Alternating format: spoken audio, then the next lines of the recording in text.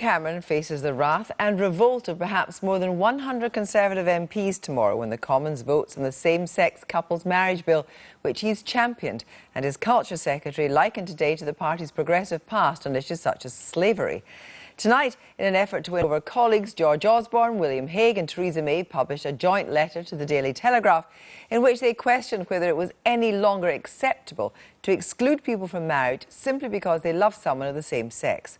We are joined by two Conservative MPs who plan to vote differently on gay marriage tomorrow. The former Home Office Minister Nick Herbert, who's been in a civil partnership since 2009, and Anne McIntosh. Anne McIntosh, why shouldn't gay people get married? I think there's confusion here between rights for gay people and religious freedoms, and that saddens me mostly about the debate. I've worked very closely with Nick and I've got a very high regard for him and the arguments that the other side are putting forward.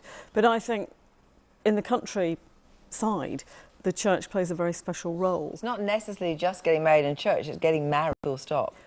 To me, you can't redefine marriage in this way. I would have no problem if, for example, a civil partnership could be blessed in church. That, I think, would be already a great step forward. But we were specifically told when we voted on civil partnerships this would not lead to marriage. So there does seem to have been a breakdown of trust. So there's nothing Nick Herbert can say tonight that would change your mind? No, I mean, I've made a public promise to my electorate.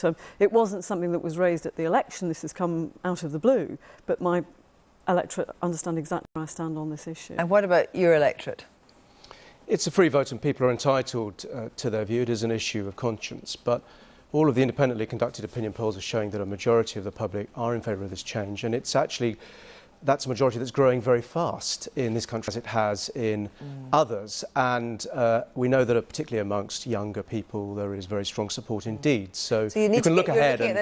What you're doing is looking ahead, because Comrade's poll for ITN News suggests today that as a result of this going through, if it does indeed go through, which we expect, you're likely to lose more votes than you'll gain at the moment. Well, that particular poll has been quite criticised actually by other pollsters for asking effectively leading questions and excluding all the other things that people will vote on.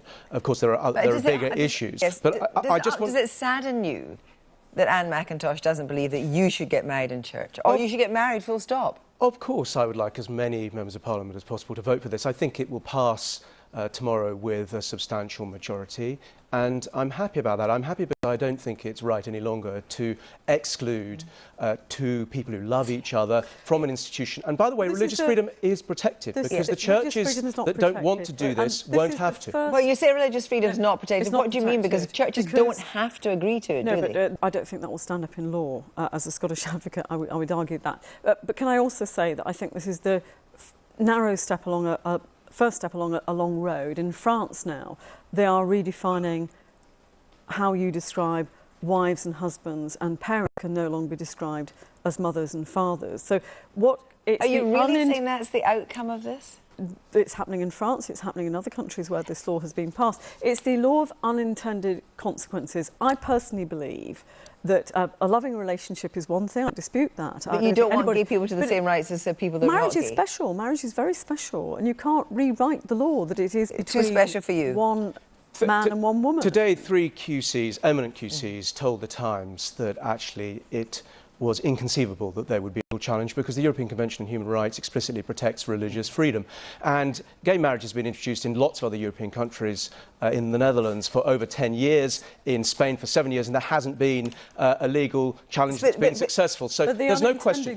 It's very important for people to understand that the Church of England, the Catholic Church, who don't want to do this will not have to. But why shouldn't other religious organisations like the Quakers, liberal Jews, Unitarians do it when they do want to? How concerned are you about a split in the party over this? Because if this is going to get through, it's not going to get through because Conservatives support it, it's going to get through because Liberal Democrats and Labour members support it.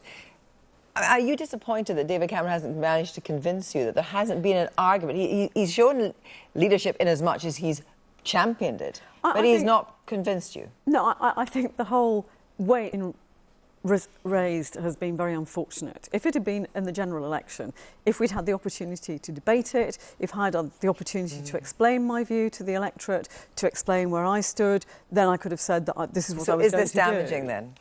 David Cameron has always this view clear, hasn't he? No, he didn't said at the it last to election. the first we party conference did not he spoke, stand on this in the manifesto. Well, actually, it wasn't the Equality Manifesto. But it wasn't in the coalition agreement either, and I stood my campaign the last 3 weeks. But everyone knows where David Cameron stands on this, agreement. because his first speech as party leader to the conference, he made this clear. And of course, he won applause. And I think he's reflecting the fact that attitudes have changed. And of course, these laws do become accepted, and voted against civil partnerships when they were proposed, but now says that civil partnerships are a good thing. That reflects, I think, the fact that attitudes have changed. But look at what Maria Miller said today. She likened this to attitudes, progressive attitudes to slavery that her party stands for. Do you accept that? No, I think that's completely different. I don't think physically you can have a marriage between anything other than a man and a woman, and I just believe this could have been handled so much better. I think there is reason to delay, to actually or to not do it at all. I thought on a manifesto where we were committed, Nick and I, to introducing tax allowances for married couples. That has not gone through. But this is proceeding apace, and if our court cases, they're going to come right up before the next election. Very briefly, how big a landmark, if this goes through, will it be for gay people? I think it will be incredibly important. I think it's immensely meaningful, and I think tomorrow that millions of people actually will be watching this vote and asking themselves whether actually members of Parliament are understanding how society has changed and accepts their place in society. Indeed. That's why it's so important. Thank you both very much. We watch for the vote tomorrow. That's all we have time for tonight. Until tomorrow, from all of us, a very good night. Thanks.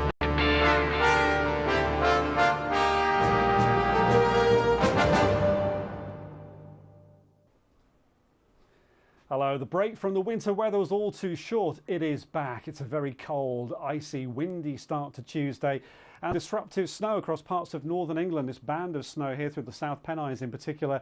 An amber warning from the Met Office. Be prepared for disruption here. For South East England, it's a dry start. Despite the sunshine, it'll feel much colder than recent mornings. Some snow showers into the moors of the southwest, rain and sleet elsewhere, and very stormy in Cornwall. Gusts overnight around 70 miles an hour and strengthening again during